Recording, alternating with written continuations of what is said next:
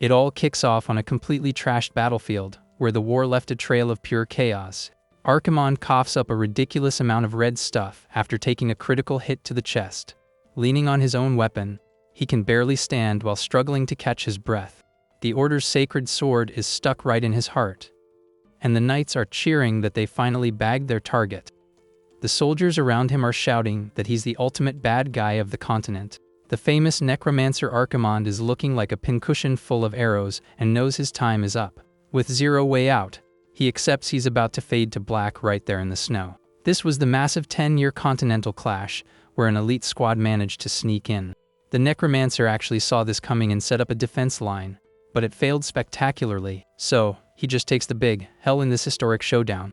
All of this went down because of a single knight, the leader of the northern troops, Burkle Rhineland. Walking up to him, Burkle drops the fact that he didn't score this win using just his own power. For him to get there, a lot of people shed tears and heroically held the front line. Then, he tells the enemy to just give up already to secure that highly anticipated continental peace. At that, Archimonde loses it and tells the knight to zip it. Annoyed, he asks where everyone was when people were getting wiped out by the plague, accusing the Order of being worse than animals for asking for peace now. To him, all these knights are just a bunch of gross hypocrites, having zero patience for speeches. The villain glares at the enemy leader with pure fury. Flexing a creepy green aura, he swears he's going to take down every single human with his bare hands. The soldiers absolutely panic seeing that ridiculous flex of magic. They freak out realizing the Necromancer can still summon power while in that critical state. Quick on his feet, Burkle raises his shield, warning that things just got spicy and tells him to knock it off. The spark that lit this whole war was the plague that claimed 20 million people, turning them into a shady army. Coughing up more red stuff, Archimonde mocks the moral high ground and asks if they think he's stupid. Among the fallen victims were a lot of the knight's buddies, proving this attack is just a petty personal payback. Staring down the northern leader, he straight up asks if he's wrong about this cheap motivation. Gripping his sword tight, our hero claims he only came all this way for one single reason. Burkle's entire struggle is strictly to secure a future for the kids. For the first time ever, the Necromancer is totally baffled by such a wholesome answer. The knight explains he needs to pass on his choices, beliefs, and hopes to the next generation. Looking at the hero, Archimonde only sees a twisted version of himself reflecting on the blade. But the reflection in his opponent's eyes shows the imposing stance of a genuinely righteous knight. A radiant light drops from the dark skies and lights up the whole battlefield. Wrapped in this divine energy, Burkle doubles down, saying he's doing this for his descendants. With zero physical gas left in the tank, the Necromancer simply drops to his knees. Accepting his tragic fate, he basically tells the hero to just hit the final combo. The other soldiers freak out and beg their leader not to toss the sacred sword aside right now. Ignoring the backseat gamers, the knight pulls out a dark, rune-covered sword to finish the heavy lifting. Pointing the new hardware at the enemy's neck, he asks for any famous last words. Bleeding heavy, Archimonde cracks a smile and warns that necromancers don't get cancelled that easily. He promises he'll make a comeback someday, but gets cut off by the swing of the enemy blade. With a quick and brutal move, Burkle takes off the target's head without a second thought. Dark splatter flies everywhere from the sheer force of the hero's swing. The troops raise their weapons and hype up the final game over of the big bad boss. Chilling on the ground, Archimonde's detached head can still hear the army's victory cheers as his consciousness fades out. The crowd keeps celebrating, totally relieved that the dark nightmare is over. This was the final milestone of the epic 10-year war against the worst threat ever, and just like that, the feared Necromancer officially logged off, sparking a brand new era. Somewhere far away, heavy rain is absolutely pouring from the night sky. A lightning bolt rips through the dark, showing off a massive noble family mansion during the storm. In a bright room, two maids jump out of their skin when they see the newborn baby's lips moving. One of them slowly leans in for a closer look and lets out a huge gasp. Archimonde's soul wakes up in that tiny, fragile body, trying to figure out what server he just spawned into. Super hyped, the maid grabs a mirror to show the Duchess's face, letting him know that's his mom. Young Master Clayton feels his tiny muscles weighing him down while the lady smiles, asking him to call her. The baby babbles with serious effort, trying to force out the first syllables from his throat. The maids clasp their hands, totally blown away by the kid's genius for trying to talk so early. Suddenly, the kid's eyes pop wide open and he yells, summoning his dark guardians, claiming to be Archimonde. With a ridiculous boss voice, he demands instant obedience, making the maids drop stuff in pure panic. A blue lightning bolt strikes the estate's sky, hyping up the furious awakening of the reincarnated tiny villain. A crazy storm with intense lightning blankets the main area, by the plaza's giant fountain. 15 years speed by since that super weird day the noble heir was born. Strolling through the sunny city, some girls sigh, totally swooning over a certain VIP's vibe. They are absolutely hypnotized by the dude's flawless face and pristine silver hair. Young Master Clean had a major glow up and is now considered a straight-up masterpiece. Even with all the glazing around him, he keeps a straight face, looking entirely bored with the whole thing. The maids keep gossiping nonsense about how wonderful and stylish he is on the daily. Suddenly, our boy turns his head, noticing some very sus movement creeping up. Out of nowhere, a bucket full of water gets dumped right on Clean's head by someone hyping up the ambush. The guy behind the splash is Garrison Bjerkman, a priest yelling at the evil spirit to bounce. Frustrated, the old man thinks the reaction is weird, swearing he just saw the exact same Dark Lord expression on the kid. The maids scatter down the hallway in terror, while the priest celebrates his perfectly timed purification. Wearing the bucket like a hat, Clean shakes off the water, asking if the old guy ever gets tired of this useless ritual.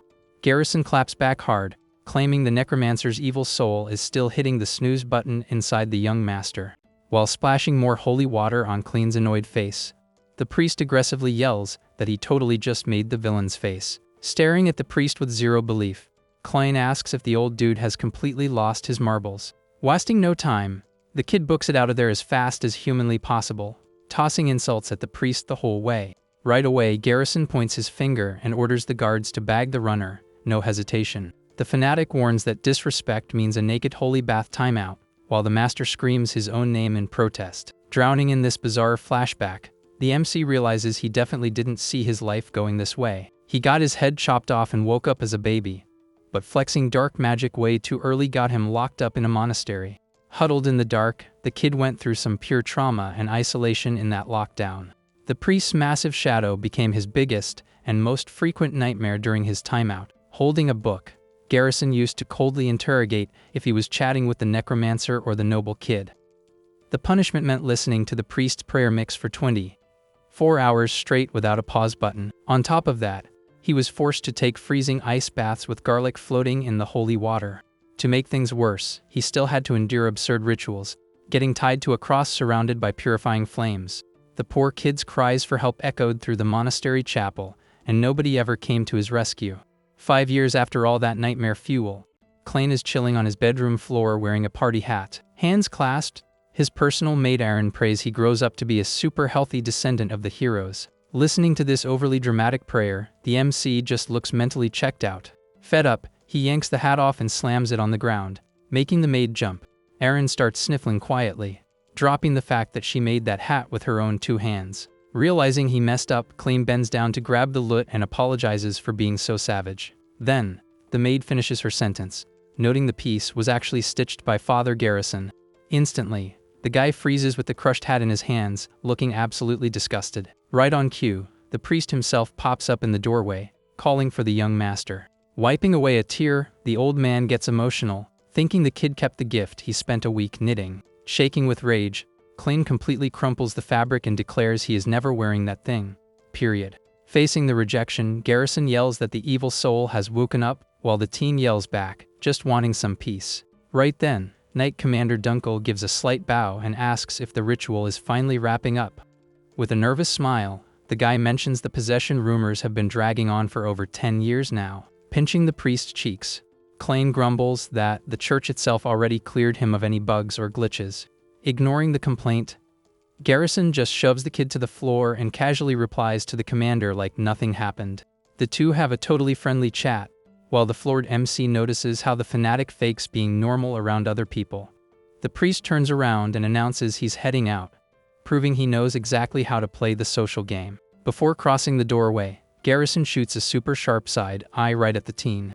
The vibe gets heavy when the old man justifies his actions, saying there's always a chance for a dangerous plot twist.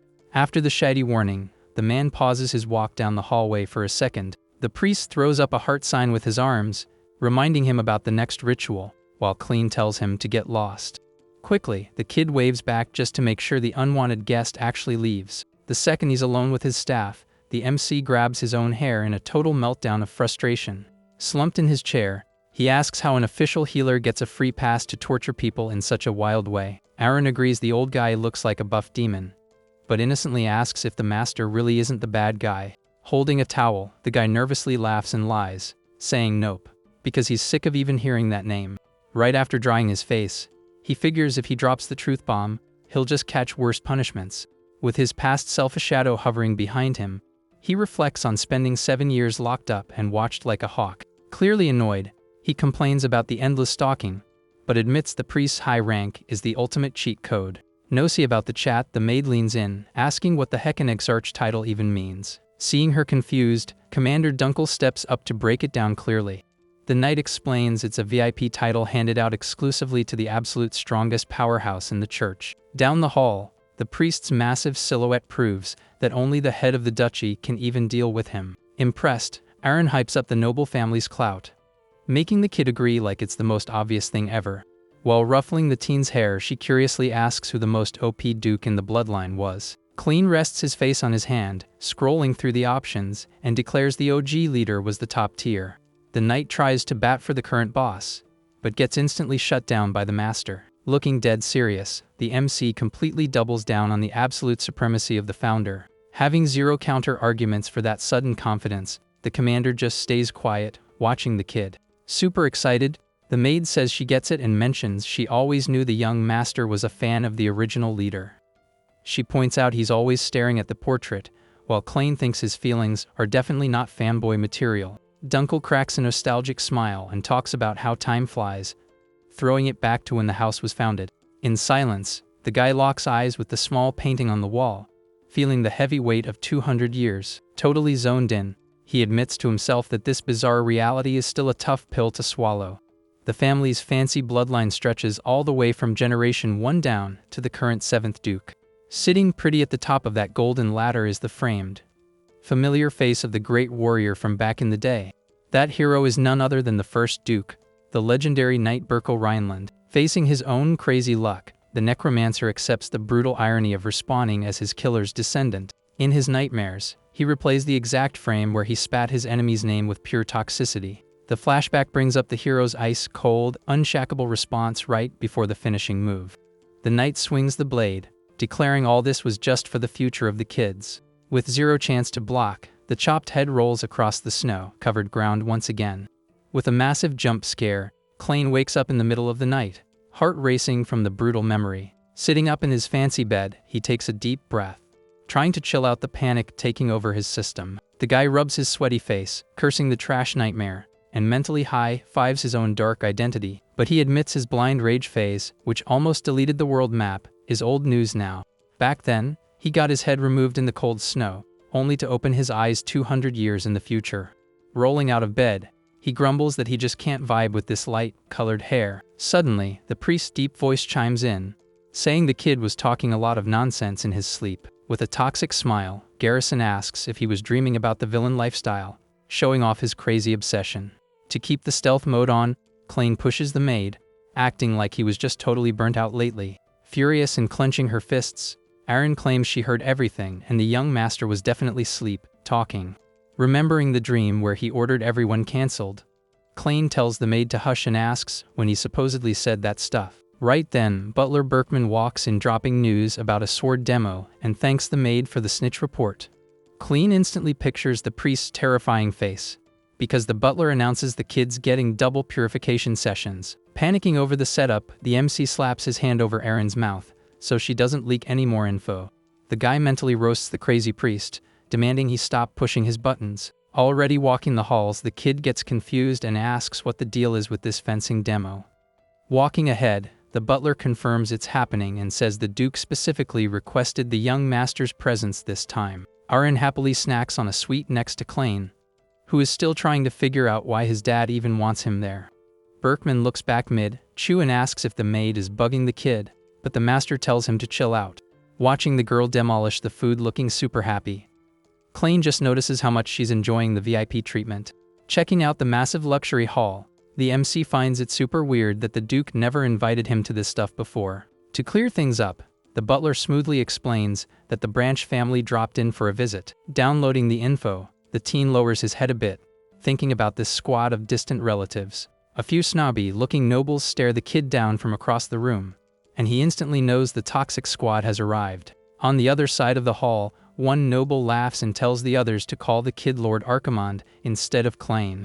They mock the time the MC spent locked in the monastery, and he realizes these clowns are his cousins on his dad's side. Spotting some chubby kids speed running through meat, the young master guesses they must be the Northern Branch. Across the room, some silhouettes are chatting, and he remembers that's the crew from the west. Among them, a super arrogant blonde girl is chilling comfortably on the main hall's sofa. One noble assumes the kid can't hear the trash talk, while Klain tries to pinpoint exactly who these NPCs are.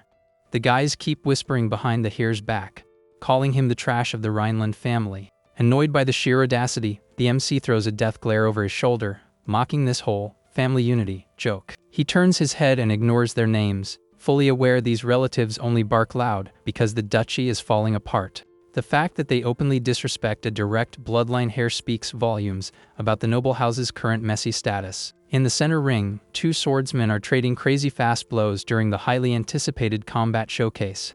Taking a hit, the purple-haired guy backs up, offended, and yells his opponent's name with serious rage. This dude demands his opponent stop nerfing himself and fight for real once and for all during the spar. Barely breaking a sweat, the other guy blocks a rapid-fire combo, while the attacker insists he's not done yet. Dripping with confidence, the blonde guy just smirks and asks if it's true he's considered the family's last hope. Keeping a chill vibe, Dylan totally mocks the situation, flexing as the MC's prodigy half-brother. Watching the duel from the back, Klain figures the family's swordsman rep is only surviving because of the blonde guy. Completely salty, the opponent swings with everything he's got, swearing things will be different this time around. With eyes glowing purple, the Necromancer locks onto the fight, since it's the first time he's seen real swordplay since his respawn. Using pixel-perfect moves, Dylan slides across the floor to dodge the opponent's raw, heavy charge. The prodigy resets his stance in a flash, getting his body ready for a devastating counter-attack. Wrapped in a yellow energy aura, the young guy jumps super high, catching the other swordsman entirely off guard. Scanning every frame of the scene, the MC focuses his eyes and realizes he can see everything in Ultra HD. Klain's brain processes the footwork, and even the exact millisecond the guy launches off the floor. The purple-haired dude's eyes pop when he sees the enemy blade coming down at him with zero warning.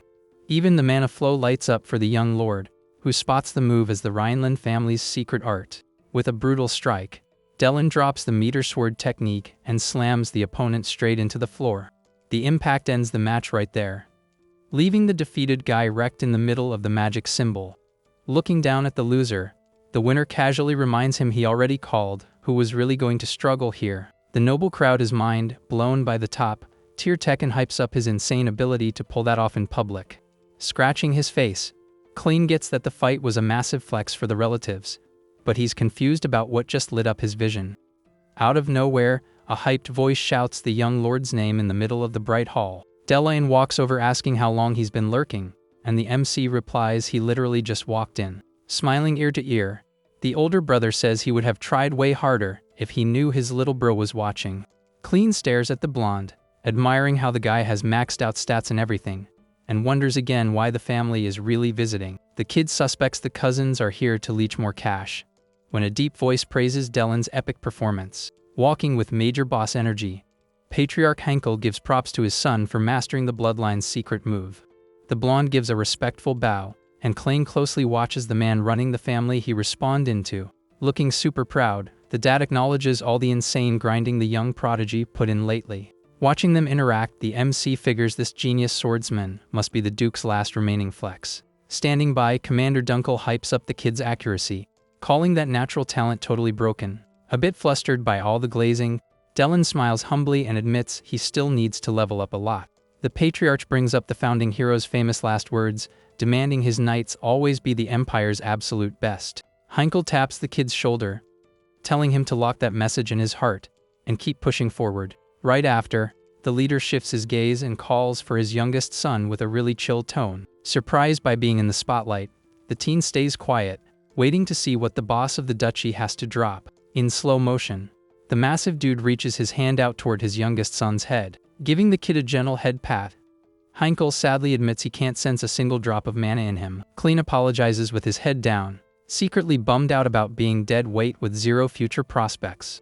The commander takes the blame and apologizes, pointing out the kid lost his prime training years locked in the monastery. The distant relatives start gossiping again, shook that the second son has literally zero magic, totally unlike his brother.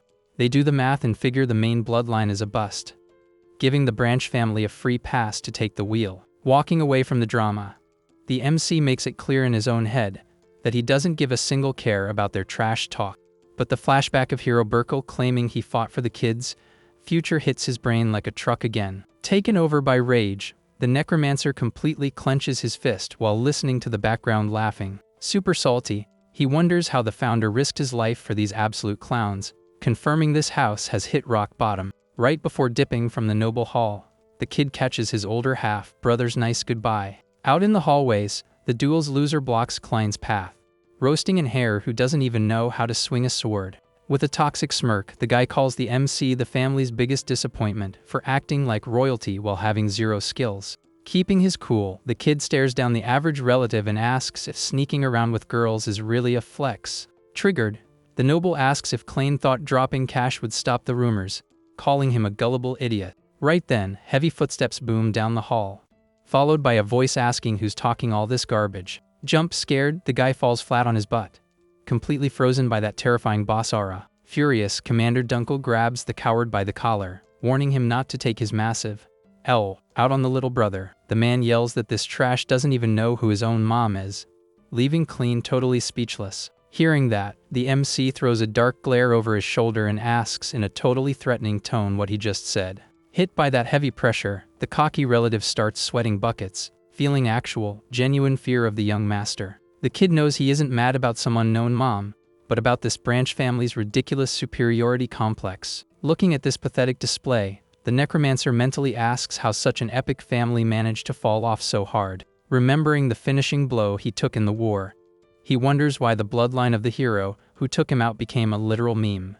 After the quick freak out, the knight drops the loser on the floor and announces the joke has gone way too far. Standing tall, Dunkel clearly states he won't tolerate a single ounce of disrespect against the main heir anymore. Completely embarrassed and cornered, the defeated swordsman just clicks his tongue in anger and takes the verbal beating. As the useless guy storms off, the commander tells him to count his lucky stars he survived thanks to that interruption. Suddenly, the knight gets a jump scare seeing Klein reaching his hand out for the sword's sheath to grab it. Staring hard at the blade's shine, the MC gets locked in and decides to make his move right now. Grabbing Dunkel's attention, he casually asks if the man has an extra sword he could borrow.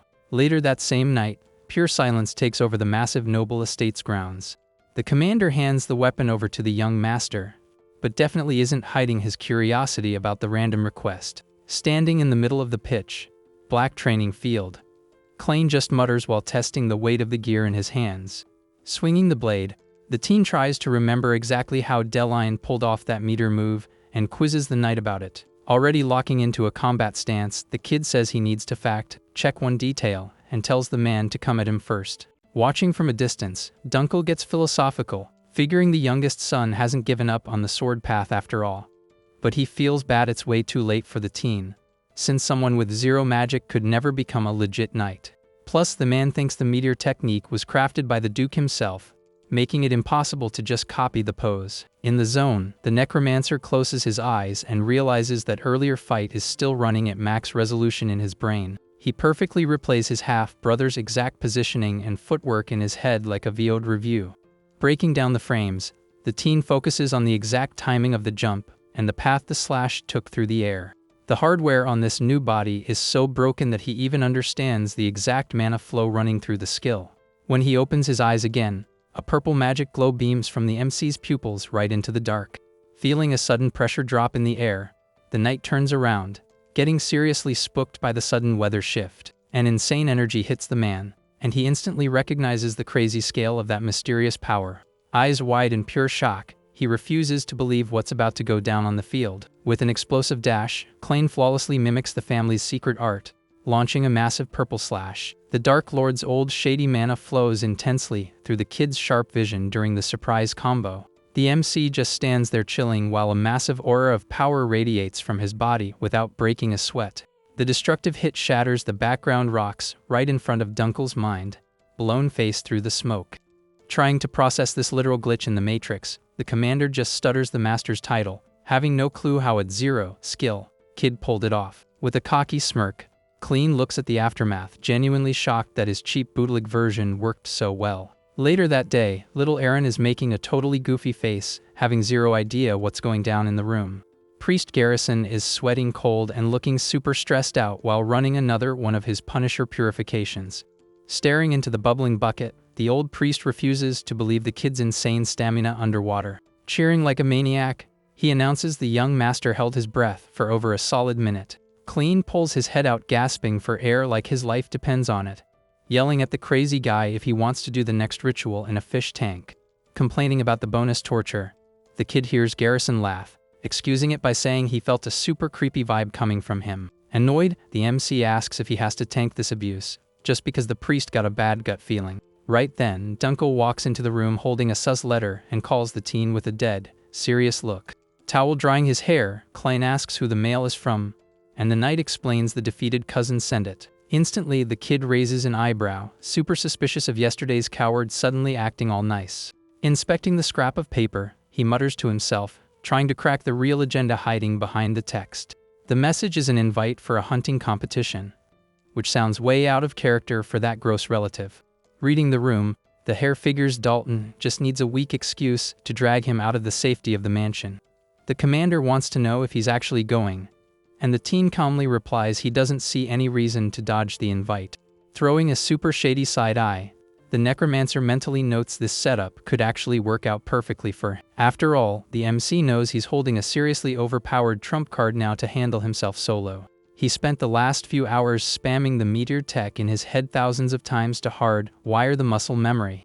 Thanks to this hardcore mental grinding, the silver-haired kid finally reached a crazy realization. He found out he can perfectly copy-paste any skill just by watching the move drop a single time. Getting that the Lord wants to test-drive his new specs, the commander stays quiet for a second, weighing the idea. Without grilling him further, Dunkel Green lights the risky play and says he'll get the ride ready for this hunting trip. Out of nowhere, Garrison pops up saying he's tagging along for the ride, making Clean lose his mind over the stalking. Keeping a troll face, the old man asks if he didn't make his point super clear this morning. Staring the teen down, the priest defends his hardcore hovering by leaning on that same old excuse. During the carriage ride heading west, the priest swears up and down he caught a sus energy spiking from the kid, but the bumpy dirt road shakes the ride enough to make the massive dude completely motion sick. Unable to handle the nausea, the big guy buries his face in a paper bag, tossing his cookies while the MC watches in disgust. Sighing with zero energy, Klein points out this is exactly why he tried to ban him from coming, offering him a pillow. He explains the western forest terrain is super rough, making the trip an absolute nightmare for newbies. Handing over the gear, the kid promises the sickness will pass if the old dude just closes his eyes and goes AFK for a bit. Garrison almost cries tears of joy thinking the boy matured, but the master kills the vibe, telling him to pass the item to Aaron. Once the carriage drama finally ends, the teen rests his face on his hand and starts checking out the view from the side window. Seeing the chill scenery outside, he thinks to himself how this whole zone has gone through a massive overhaul. In his bloody past life files, the Necromancer remembers this field being nothing but fallen enemies buried in thick snow. To him, it's wild seeing that frozen wasteland bounce back from so much chaos to become a super lively spot today. Zoning out, the former Dark Lord admits all this was only unlocked thanks to Burkle's sacrifice. Popping the carriage door open, Dunkel lets young Master Klein know they've finally hit their waypoint. Checking out the massive, flexed-out Cornwall family estate ahead, the kid realizes the road trip is over. Blown away by the scale of the place, the MC wonders if this is really where Dalton the Coward crashes. He notices the branch mansion is even more extra than the main one, proving they've got cash to burn. Plus, the kid thinks it's a total joke to blow so many resources just to host a basic hunting event for kids. Suddenly, a familiar voice calls Klein's name, completely hijacking his thoughts about their spending habits. Holding two nasty hunting dogs, Dalton rolls up with a toxic smirk, asking what his cousin is staring at so hard. The noble brags about the premium build, and doesn't even hide that it was all funded by cash leached from the main family. With total disrespect, the arrogant relative assumes the former monastery prisoner is totally clueless about how the real world operates. Ignoring the bait, Klain spots that the dogs are literally starving and asks, since when this event became a podcast. Laughing at his cousin's rush, the host swears he saw the impatience coming and came 100% prepared. Without wasting a second, the guy snaps his fingers, demanding the MC pay close attention to the next clip. On cue, the dogs bolt furiously into the woods, officially kicking off the hyped-up competition. Dalton casually explains he dropped a bunch of bloody bait across the mountain's center to pull aggro from the animals. He breaks down how a starving dog's nose is tens of thousands of times more OP than a regular human's. Gripping a crossbow, the noble brags that he snipes the beasts the exact second they rush in, desperately smelling the meat. Instantly, a pinpoint arrow drops one of the dogs sprinting through the thick forest. After the brutal hit, the other beasts start howling in pain as they get blasted with zero mercy. Watching the wipeout, Dalton bursts into laughter, hyping his own cheap hunting strat to the guests. Spooked by all the pointless cruelty, little Erin calls for her master, catching the sadistic host's attention. The guy steps up and pats the maid's head, instantly recognizing her as the plus one always glued to the kid. Flashing a creepy smile, he talks down to her and tells her to follow him, promising to give her a very different kind of job. Right at that frame, Klain grabs the nosy relative's wrist with serious force, shutting down any more personal space invasion. Shocked by the sudden aggro, the noble freezes, while the MC coldly orders him to get his hands off his maid.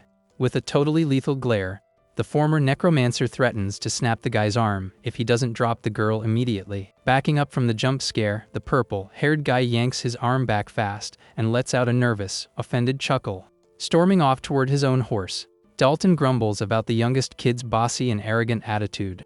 Done with the arguing, he quickly jumps into the saddle, fully prepped to roll out. Already mounted up, the host calls the kid to follow him into the woods, mocking him that it's dangerous to go solo. Klain hops on his horse too and orders Dunkel to stay put and guard little Erin until he gets back from the sus trip. Worried about the VIP's safety, the commander offers to tag along, showing off a magic scroll in his hand. The item is a one-use artifact that drops an instant SOS signal the second the user rips it. The MC knows it would look super sus if his personal bodyguard went into the woods and just vanished out of nowhere. Flexing a magic crest on his right hand, the kid tells Dunkel to shred the paper instantly if things go south. Trusting his knight's loyalty, the young master gallops off into the trees, leaving the duo behind at the mansion. Watching the teen ride off, Priest Garrison holds an unusually serious and quiet look in the courtyard. Time flies, and the orange sky quickly swaps out for a dark, starry night over the mountain forest.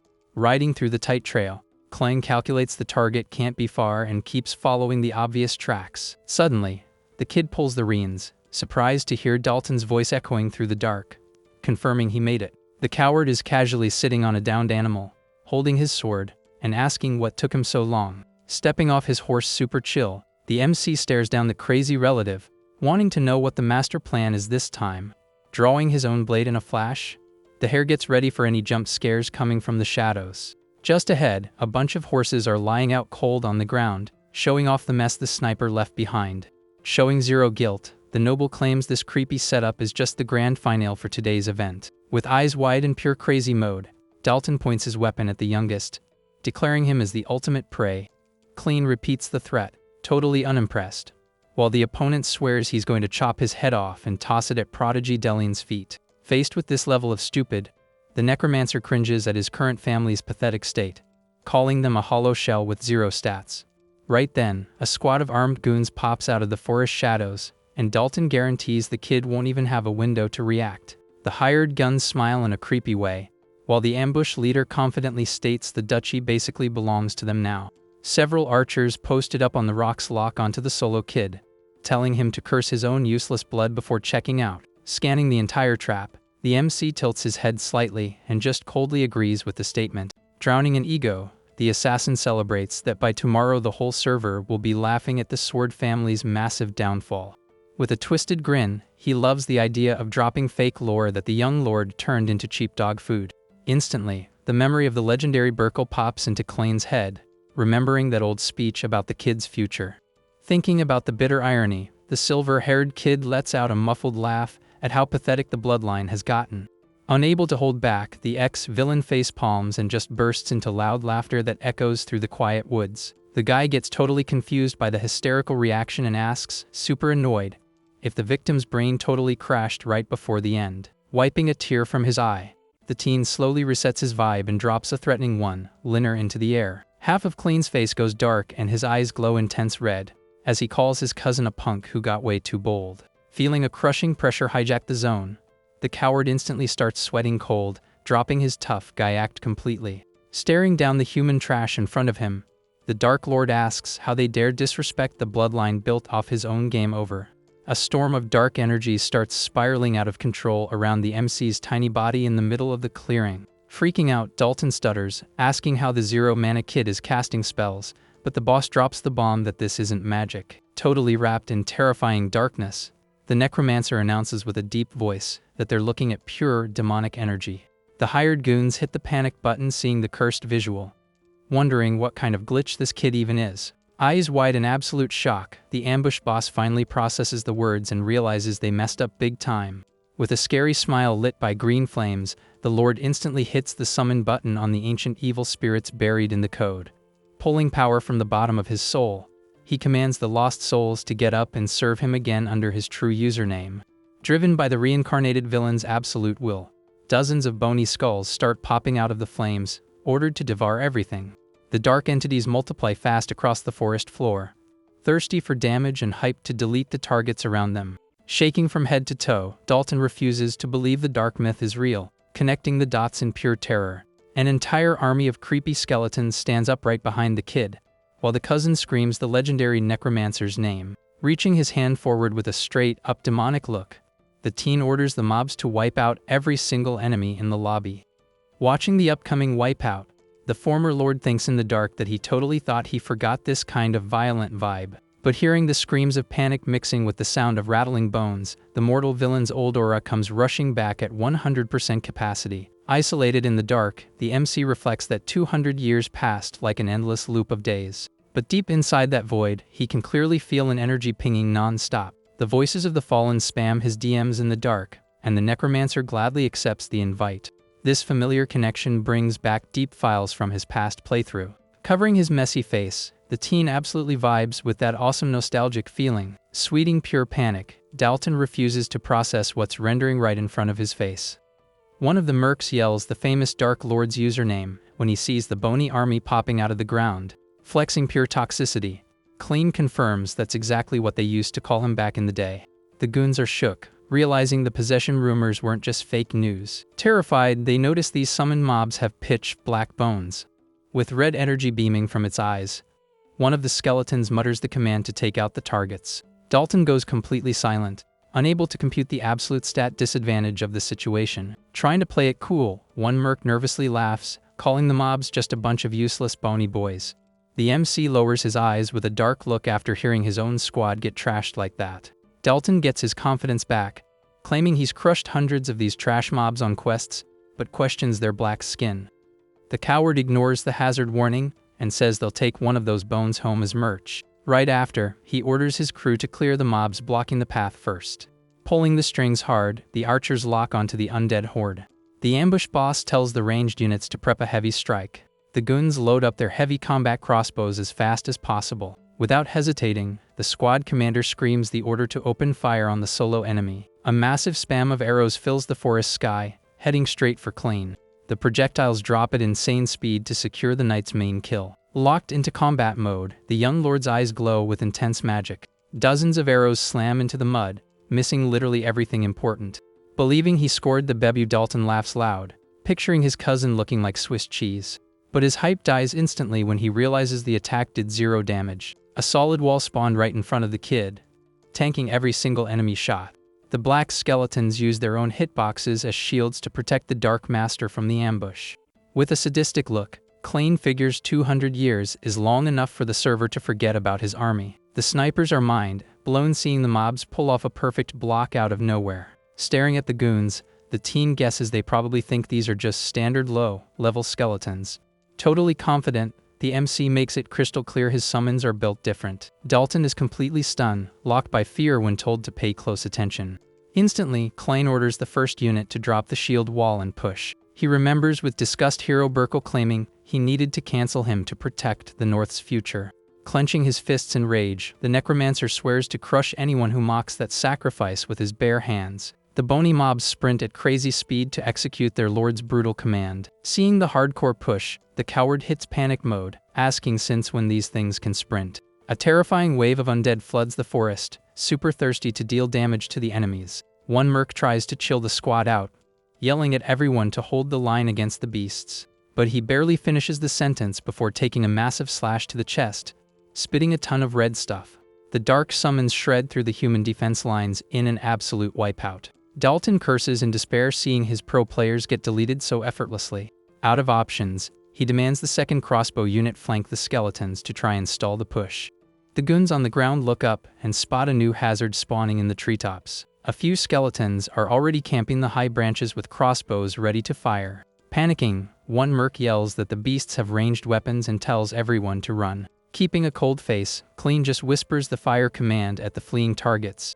Multiple lethal bolts rip through the air all at once toward the enemy squad. The iron rain pierces the backs of the guys trying to log out of that death trap. Screams of pure pain echo through the clearing as the assassins drop one by one onto the dark ground. The heavy impact knocks down the remaining mercs, turning the zone into a total mess. Watching the server wipe, Dalton sweats cold, realizing those mobs are way too broken. Terrified of getting entirely deleted, the coward tells the survivors to drop the bows and go for melee. He screams at the top of his lungs, asking if the useless goons have muted his comms. Suddenly, the noble turns his head and glares at a skeleton sneaking up behind him. Rushing in with his heavy sword, he curses the cursed mob, swearing to take it out. Catching an opening, the swordsman lands a clean hit that pops the monster's head off in a flash. Dalton laughs his head off, bragging that headshots have always been the weak point for these things. Even missing a head, the bony body stays locked in, holding its weapon. The noble gasps, super spooked, since he was 100% sure a decapitation would fix the bug. Dripping with irony, Clen reminds the idiot relative he already dropped the lore on why his minions are different. The headless skeleton casually bends down to pick up its own dropped skull from the grass. On the ground, the skull's eye glows bright with red dark energy. Dalton is totally paralyzed with horror watching the beast pop its head right back onto the socket. The MC mentally drops the info that spirits spawned with demonic energy don't drop to physical hits. Fully rebooted, the monster drops a terrifying roar, ready to resume the night raid. A goon backs away terrified, since these respawned freaks are actually running advanced combat strats. The creepy army corners the last few mercs, showing exactly why Archimonde owned the continent back in the day. Watching the mass panic, the kid complains that his current summon cap on this account is only 11 units. Keeping his boss pose, he calmly asks his cousin if they should keep this hunt going. While chaos completely takes over the mountain woods, the night stays pitch black and brutal. Far away, the main mansion's fancy fountain peacefully runs under the moonlight while laughter echoes around. Priest Garrison cracks up, confirming to little Aaron that the young lord really used to pull crazy stunts at the monastery. Garrison laughs his head off chatting with little Aaron, finding the whole thing absolutely hilarious. With a kind smile, the old priest mentions how much the maid really seems to vibe with the young master. Happily munching away, the girl confirms without missing a beat that she totally likes him. Back in the dark woods, one of the mercs aggressively begs the lord to stop the wipeout. Panting and shaking with fear, the goon asks the kid even realizes how overpowered he actually is. Instantly, a skeleton runs the guy through with a critical hit while Aaron's voice echoes, claiming the master is gentle. The red stuff flies everywhere from the heavy hit, totally clashing with the maid's flashback about his sweet cookies. Wholesome as ever, the maid confidently states Klain is the warmest person on the server. With enemy mess on his face, the MC coldly reaches his hand out in the middle of the massacre. Following the villain's ruthless script, the creepy summons shred the leftover mercs with zero chill. Fighting for his actual life, Dalton barely blocks a heavy charge from one of the mobs. Cursing in rage, the cowardly noble swings his sword hard and manages to knock the monster back. But the black skeleton resets instantly, proving that basic attacks do absolutely nothing. Panting and mad, the cousin swears he'll find a way to stop these bony glitches from auto-healing. Just then, the swordsman spots the lord chilling far away and realizes he's the admin key to end this event. Dodging the creature's aggressive spam, the assassin figures an instant W is guaranteed if he just snipes their boss. Catching a tiny window, Dalton full sprints at Klain with his sword out, screaming his username. Totally losing his mind, the arrogant relative yells that this little game with the fake bodies ends right now. Dropping the blade with max power for a finisher, the noble declares all the undead will despawn the second the kid is gone. In that exact millisecond, the MC's eye beams with purple dark magic. Keeping 100% cool, the young lord confirms to himself he can rid the enemy's frames perfectly. Using his busted vision stats, he pulls his own sword, already glowing with a destructive dark aura. The file of his half-brother's demo pops up in HD, letting the kid copy the tech he only saw once. The swordsman's eyes pop in pure shock, recognizing the Rhineland family's secret art being charged right at him. In a split second, Clean pops the meteor sword skill and fires off a massive slash at the target. The hit connects cleanly before the noble can even press a button, leaving him totally confused and spitting red. With a demonic look, the Dark Lord warns the trash that he won't log out easy, because the real ban hammer just dropped. With no HP left to stand, the cousin collapses to the floor defeated while the MC agrees with his earlier theory. The ex-villain explains that if the caster drops, all the mobs lose their connection, and that bug is exactly how he lost his last run. But Klein thinks it's a massive troll of fate that the feared lord who only ran demonic builds got a second account like this. Gripping his weapon tight, he admits it was literally the enemy family's skill tree that saved his run today. The MC gets that having the Rhineland code running in his veins only maxed his stats even higher than before. The Necromancer decides since he spawned into this avatar, he can't just ignore this noble house's glitchy state anymore. Wrecked on the bloody grass and in massive pain, the coward desperately asks what that weird dialogue even means. Ignoring the useless loot on the floor, the silver-haired kid tells hero Burkle to just grab some popcorn and watch his next play. Looking at the bloodline's broken state, the reincarnated guy swears he's going to carry this dead family back to the top tier solo. Some time passes and Dalton slowly reboots with a groan of pain, opening his eyes in a totally weird lobby. It's pitch black all around, leaving the prisoner completely lost and unable to render anything at all. Trying to move, the noble feels cold metal locking his wrists and arms hard to some kind of prop. He hears the sound of chains and realizes his legs are clipped too, blocking any chance of quitting. Stuck in a creepy torture chair, the assassin mumbles in confusion as a red light boots up the room. A flash shows Klein chilling in a boss chair right across, coldly noting the annoying relative is finally awake, flexing Archimonde's soul in his posture. The kid drops the lore that this is the server souls join when they expire. Shook by the dark drop, Dalton stutters asking if this place is the legendary underworld the Necromancer coded. The MC confirms it and pulls up the prisoner's chat logs, bringing up the abused dogs and all the griefing he did as hunting. Even chained up, Dalton rages out and tells his cousin to make it make sense, demanding an instant unban from the chair. Suddenly, the noble's brain loads the combat files and he freezes, realizing a massive detail. The frame of the ultimate attack hitting him flashes in his mind, confirming he definitely took fatal damage. Confused, the guy checks his own avatar and asks how he's at 100% HP after that hit. Panic fully hacks the coward, who starts sweating cold and screams it's a bug, telling the monster to stop the troll, spawning a magic flame in his hand. Klein casually states it really doesn't matter if the trash believes the setup or not. Surrounded by hellhounds drooling for a snack, the Lord announces the only thing that matters is the ban wave has arrived. Seeing the nightmare mobs growling at him, the prisoner's face goes totally pale in absolute panic. Flexing sharp teeth, the creepy beasts bark aggressively, ready to grief the defenseless guy's pixels.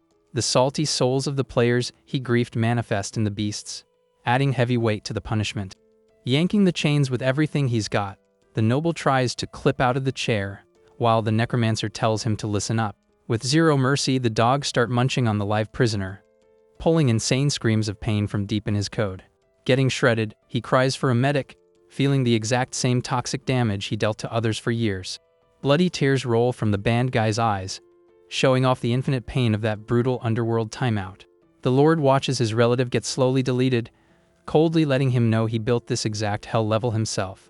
Back in the main server, Klein just stands frozen in the woods, processing the massive play he just pulled off.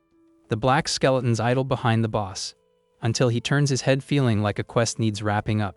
Wrapped in cyan magic, the MC tells the undead he's dropping the loot for helping him out. With a quick cast, he breaks the debuff, keeping the spirits bugged, finally logging out the corrupted souls for good. Tiny blue light particles float up smoothly, showing those stressed entities finally logging off in peace. The whole forest lights up with this cozy glow, while the young lord watches the army fade into the night breeze. Seeing the souls go up, he thinks that a hard game over is exactly this, when the bones just blow away in the wind. Staring at the pile of merc drops in the mud, The villain asks himself again why the devs even approved his respawn. Suddenly, a random voice cuts the silence, saying GG to the kid, who instantly turns, tracking the sound. With a sharp look and combat pose, the young master guesses the lurker saw the whole stream and demands a username. Flashing a troll smile under a busted hood, the creepy guy charges green magic and says his name isn't important. The mystery villain mocks the Lord's INT stat, claiming he wouldn't get the plot even if he dropped the lore. Plot twist: one of the downed mercs starts glowing with dark energy and boots back up under a new command. The body's eyes get a creepy filter, proving someone else in the lobby is spamming mind control hacks. With a brutal cast, the unknown Necromancer pulls zombies from the mud, kicking off a brand new boss fight in the mess. Scanning the zone, one of the mercs realizes the kid is running resurrection spells to puppet the bodies.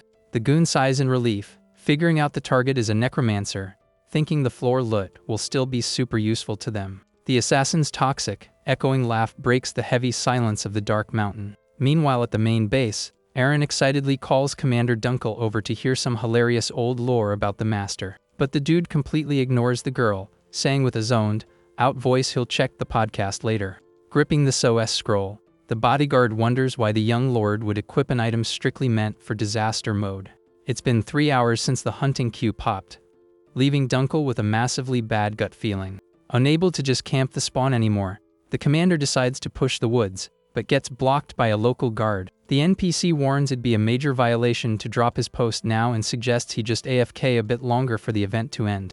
Annoyed by the sudden block, the knight just stares the guy down with a razor-sharp glare. Checking the armor skins, he spots the Cornwell family crest and confirms these are Dalton's personal bodyguards.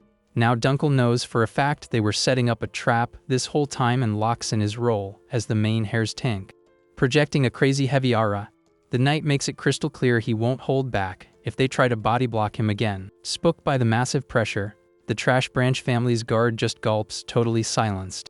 Right after, Aaron asks worriedly if something crashed, and the commander tells her to pay close attention to his instructions. Straight up, Dunkel tells the little maid to fall back to the safe zone with the priest right now. Confused by the ping, Aaron says the priest literally just disconnected without typing a word, looking super sus. Shocked, the commander remembers the fanatic complaining about a dark aura earlier and realizes this disconnect is bad news. Getting how messy the lobby is, the bodyguard curses out loud while fast mounting his horse. Sprinting down the road at max speed, he is 100% sure this whole chaotic event isn't just RNG. The heavy wind hits the knight's face, fully convinced the young master just walked into a fatal griefing trap. Back in the western woods, the MC's undead horde idles quietly in the fog. Panting hard, Klein notices his MP bar is completely empty after the last fight and he's locked out of necromancy skills. Feeling the stamina drain in real life, the ex-villain complains his squishy build won't survive much longer in this raid. Catching the opponent's low stamina, the merc boss points his finger, ordering a full squad rush. The assassin screams at his goons to delete the young master instantly, giving 0 frames for a counter. Charging his own spell, the guy trash talks, calling the kid an idiot for trying to wipe them with their own dark meta. With a creepy pop, the moon crest on the merc's hand lights up, flexing some serious magic damage potential. Answering the gross spell's ping, a bunch of armed zombies leap from the shadows to wipe out the main hair. Cornered hard, the MC's eyes pop while the opponent early celebrates, calling GG on the kid. Suddenly, the merc's cocky face vanishes, replaced by a pure shock emote when a random flash hits. Tearing through the night sky, a massive orbital strike of golden light drops straight into the battle zone. The crushing impact of the holy magic absolutely nukes the shady mobs rushing the MC. With eyes glowing in pure holy rage, Priest Garrison drops into the chaos, yelling for the light to banish the undead. A massive OE blast of purifying energy wipes the dark creatures off the server like they were total level 1 noobs. The giant's absolute unit silhouette stands out in the clearing as he tells the young master he can chill now. Shaking in pure terror at that ridiculous flex of stats, the assassin backs up, stuttering to ask who this raid boss is. In response, the old man puts on a terrifying face, ready to deal out his own holy ban hammer right there. Standing tall, Garrison officially drops his title as Exarch of the Sacred Order and announces the real boss fight just started. In the Church Guild ladder, that title belongs to only 3 human weapons who swore to execute the Pope's absolute orders. As the Order's ultimate DPS, they are the only ones with the specs to equip the legendary holy gear left by the old saint. The destructive scale of these warriors is so insane that the lore says each one hits as hard as an entire fortress. Blinded by the holy flashbang, the goon leader covers his face, trying to tank the crazy wind pushing through the zone. More light beams rain from the dark sky, ruthlessly squashing the leftover enemy summons still trying to auto-attack. Grinding his teeth in pure rage, the merc glares at the crasher and asks which of those three legends he actually is. Checking out the priest's stance, Klain realizes he's dealing with the guy who holds the I-1 spot for pure physical damage. Drowning in confidence, Garrison stares down the threat and repeats that the young lord can AFK now, since he finally connected. Interrupting the cutscene, one of the goon's zombie mobs steps up, growling at the invader. In a fraction of a second, the fanatic dashes at a terrifying speed to intercept the mob head-on. The scary zombie barely has time to trigger its audio before getting slammed by the holy giant's hypercharge. Coated in holy buffs, the priest's punch pops the target's head clean off with zero effort, shattering pixels everywhere. Dropping a devastating combo on a whole group, the exarch screams for all the sinners in the lobby to listen to his voice lines. With one eye glowing with order magic, he orders the beasts to spam the prayer emote for instant forgiveness. Completely unhinged, Garrison grabs an enemy by the neck and spikes him into the floor, promising a legit baptism by fire. The survivors try to run for the exit, but the priest catches up, swearing he's gonna wipe the server logs of this trash squad. Without taking a single step back, the human tank stomps the mud hard, charging his dash for the next hit. A wild, high-speed combo of holy punches deletes multiple targets at once, while the guy claims this is his version of mercy. Summoning a massive holy Bible made of pure light, the fanatic smashes the floor, declaring his ultimate judgment. Sweating cold, the ambush boss asks what on earth an exarch is doing camping in such a random low-level zone. Staring at the total team wipe of his own squad, the goon is mind blown by the insane power gap between them and the cleric. Knowing the defeat screen is popping up, the assassin pulls a 180 and sprints for his life, cursing that this wasn't in the patch notes. Running for dear life, the guy complains that level of raw stats is just broken and completely unfair. But the panic blinds him, and the merc boss trips, dropping to his knees right in the cold mud. Before he can even stand, he spots Garrison's massive hitbox towering right behind him, asking where he thought he was going. With zero mercy, the priest grips the runner's head with one hand, making the poor dude scream in pure agony from the squeeze. With dead empty eyes, the man ignores the victim's spamming chat and coldly states today's prayer session isn't over. Slowly crushing the merc's skull, the fanatic tells the sinner he should be super thankful for the epic judgment drop. Securing the kill, Garrison slams the enemy's avatar deep into the forest floor with a massive boom in the name of the holy light. The sheer force of the hit kicks up a huge dust cloud and sends the ambush leader's dropped loot flying. What's left of the goon's gear rolls across the bloody grass until it stops, officially calling the end of the raid. Watching the whole stream in silence, Klain gulps hard as he hears the priest's heavy voice pinging his name from afar. The kid replays the crazy clip, noting the giant boomer deleted the entire army just holding W and spamming basic attacks. For the first time since respawning, the ex-villain is actually intimidated just by the wind pressure of that guy's hitboxes.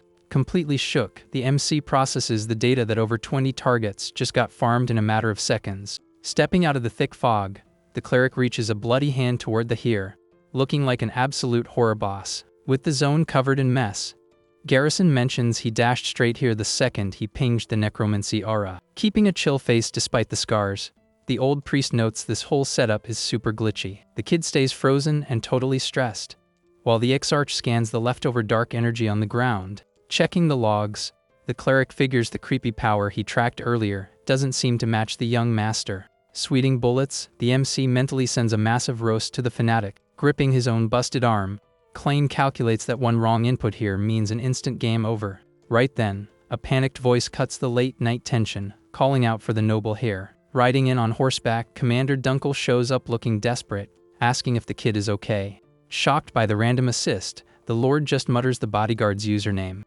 With his face bleeding, the ex-villain mentally admits that spamming heavy spells drained his account way too hard. Seeing the kid's wrecked HP bar up close, the knight's eyes pop and he yells in pure panic. Instantly, Dunkel jumps off the mount and sprints across the dark map toward his VIP. The tank catches the kid just as his legs give out, asking in horror what triggered this absolute massacre. Super confused by the crazy scene, the commander scans for Dalton, but the Lord just looks away quietly. Under the dim moonlight, the kid coldly confesses he personally cancelled his cowardly relative. Fast forward to a massive noble hall the next day, with Klain dropping his defense, saying he only did it because the guy tried to end his run. Instantly, a hand slams on a desk, echoing furious rage across the lobby. Count Delkin, boss of the Cornwell family, yells asking if the brat dares to accuse the late Dalton of foul play. In the middle of the big meeting, the guy cries over his loyal son and says it's nonsense to frame him like this. One of the nobles cuts in, suggesting everyone focus on finding the real troll who started the tragedy, but a long-haired lord holds up a file, pointing out Klain stuck to the exact same story after hours of interrogation.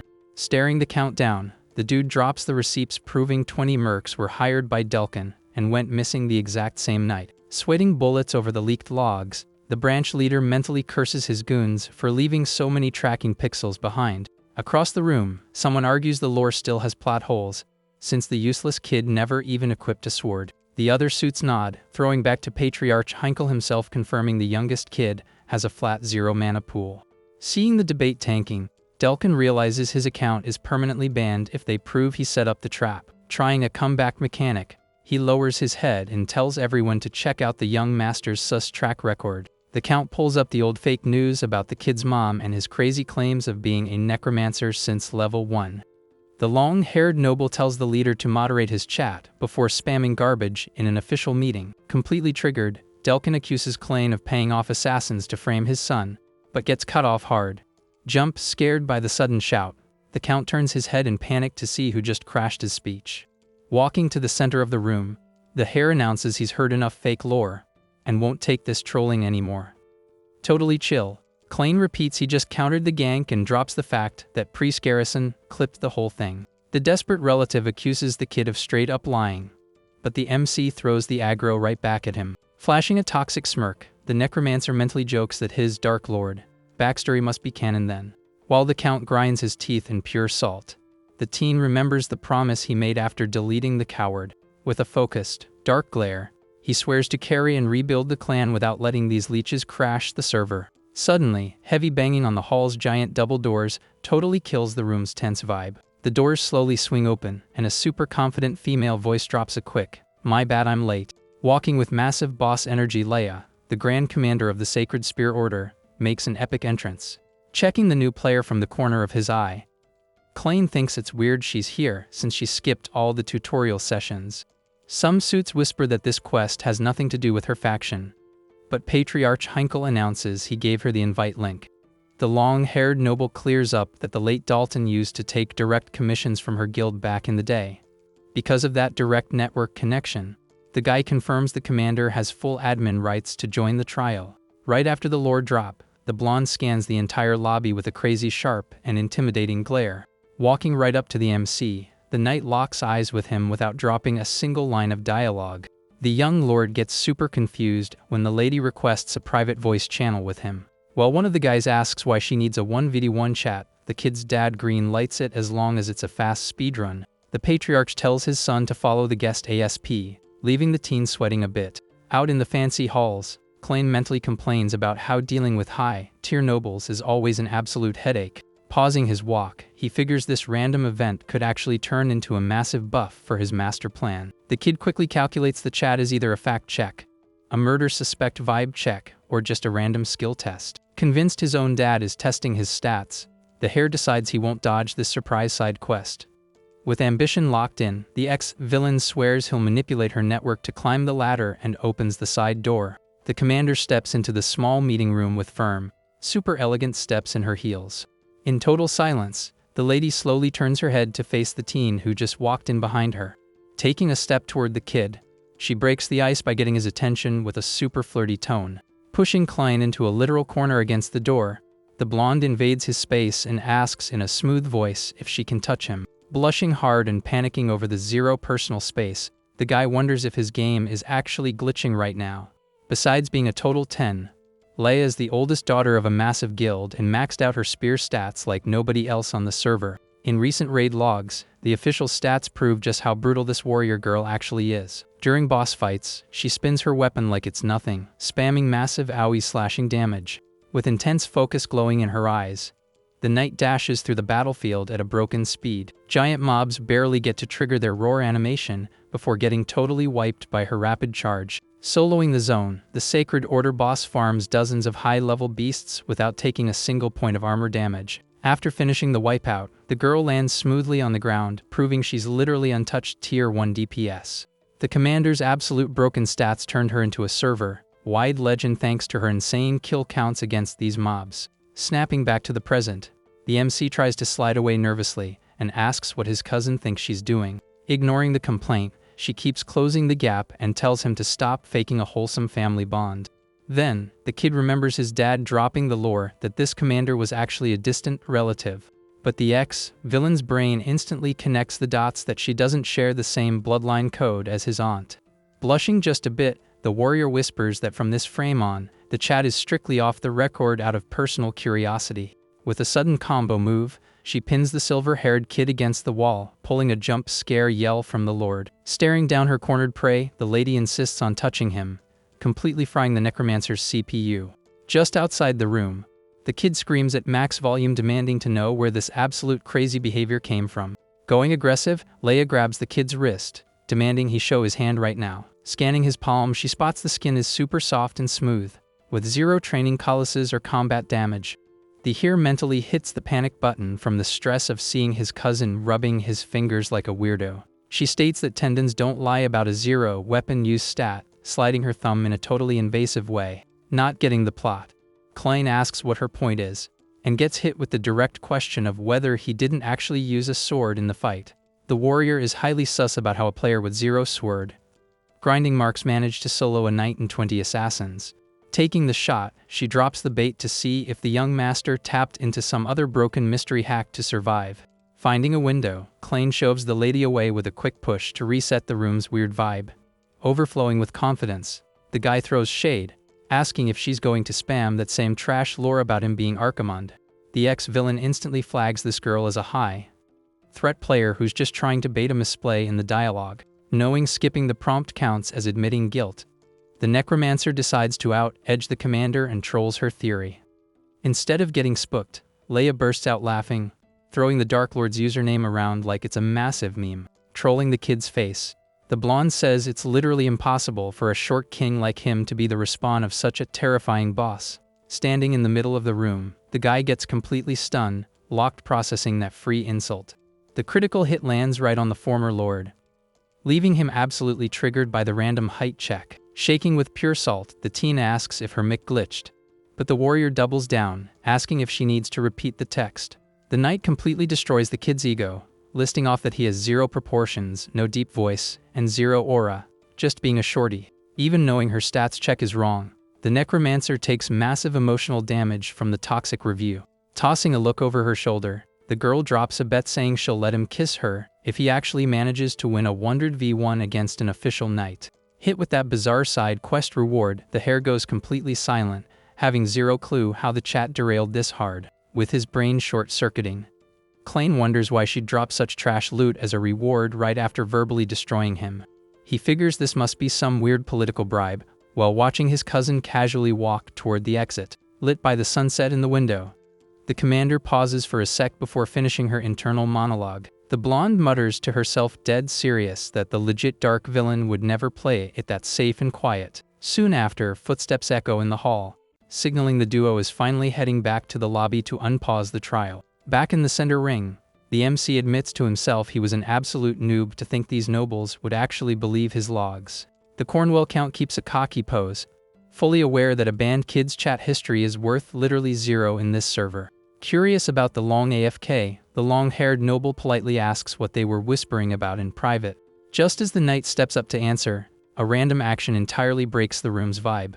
With an explosive animation, Klein slams a sword straight into the marble floor with max force, jump, scaring the whole lobby. The heavy audio cue startles the suits in the room, who stare at the kid completely shook by the toxic play. Without breaking eye contact, the hare pings the count by name and announces he's going to drop the truth bomb with his own hands. Gripping the sword hilt tight, Klein tells the coward leader to skip the dialogue, so they can settle this match right now. Wearing a super dark expression, the MC challenges the enemy to an official 1v1 via trial by combat. The crazy prompt throws the entire lobby into absolute chaos, with the suits questioning the Lord's sanity. This mode is a legacy northern tradition with no weapon bans or skill rules, where only the winner gets to decide the final score. Caught off guard by the massive flex, Delkin stutters, trying to process why the kid would pop such an extreme ultimate out of nowhere. Clean justifies it by saying the dude ignored the ambush logs and even had the nerve to trash talk his mom in front of the whole server. But the former villain admits to himself he has literally zero emotional attachment to the NPC who spawned his current avatar. Pressured by the lobby, the Count tells the kid to chill out, but gets told to lock in his choice faster. The teen asks if the relative is going to make the entire VIP list wait for his ping, totally cornering the branch leader. Stepping up, Patriarch Heinkel backs his kid's strat and promises the 1v1 results will be officially recognized by the clan. Checking the rulebook, Delkin realizes that clicking accept means all the previous tracking data against him gets wiped. Spotting a golden exploit, the villain swaps his pose and trolls, asking if the zero-mana kid can actually tank a real hit. The man makes it clear he's tagging in a knight to fight for him, mentally swearing he'll end the brat's run. The young lord coldly replies that the opponent is the only one catching a game over here, ready to prove how Dalton actually logged out. Without stalling anymore, Delkin accepts the duel request and announces the deathmatch drops in exactly 4 days. While Leia AFKs and watches, the MC mentally promises to use this ranked match to put his toxic relatives back in their place. Night hits the massive luxury estate, matching the dark vow to break and rebuild the entire clan. The camera pans to a fancy chandelier lighting up the mansion room, when a desperate yell randomly cuts the audio. Completely triggered, Delin screams, asking if the little bro lost his mind throwing out a trial by combat challenge like that. Chilling on the couch with zero stress debuffs, the kid sighs and says he already read the hazard warnings. The prodigy gulps, hearing that the patriarch himself green lit the crazy event, running completely out of dialogue options to cancel it. Clenching his fists, the older bro volunteers to tag in as the kid's proxy for the duel, but the request gets instantly denied. Arms crossed, Klain tells his bro to wake up, dropping the reminder that the guild's survival leans on the main carry. The silver-haired kid explains that putting the main DPS in the arena would literally be handing a free W to the Trash Branch family. He gets why the prodigy is salty, but makes it clear he has to solo this boss to clear his own ban record. Locking in his decision, the ex-villain says there is zero reason to pass up on such an OP farming opportunity. The vibe gets heavy when Delin starts venting, throwing it back to the pure hype he felt running to meet his baby bro. The wholesome file of the tiny finger grabbing his hand back in the day proves he saw the new spawn as a literal angel. That was the first frame the prodigy's heart got hit with love for the newbie, linking them up instantly. With a sad tone, the blonde complains about waiting 7 years to see the kid again, only to watch him walk straight into a boss wipe now. To skip the dramatic cutscene, Klain smacks a rolled-up newspaper right on the older brother's forehead in a flash, rubbing the bump on his head. Delin tries to keep preaching, while the MC thinks it's super weird the guy is actually crying. Right as the swordsman goes to wipe his face, Dunkel's deep voice pings the young master from the door. The commander apologizes for crashing the chat and reports the branch count already locked in his champion for the final match. Busy with his complaining brother, Klain just turns his head a bit and casually asks who the guy he's 1v1ing is. Looking super tense, the knight drops the name Randall, a band warrior who grinded a hardcore, bloody kill count. The double doors of a dark room slowly creak open, while Dunkel drops the lore on why the dude got kicked from the guild. A creepy stuffed roaring lion decorates the weird lobby where the new nightmare boss camps, waiting for his next victim. Thick red fluid, looking exactly like fresh damage juice, is poured from a wooden bucket straight into an iron cup. Sitting in a trashy room loaded with gear, the giant brawler suffers from a totally toxic, uncapped urge to deal damage. With zero manners, the buff merc lifts the whole bucket and chugs the entire server's supply in one go. Flexing a heavily scarred face, Randall loves the matchmaking update, admitting he genuinely misses griefing low-level kids. Far away in the safe zone, the dark hair keeps his eyes fully locked and lethal, counting down to the final showdown.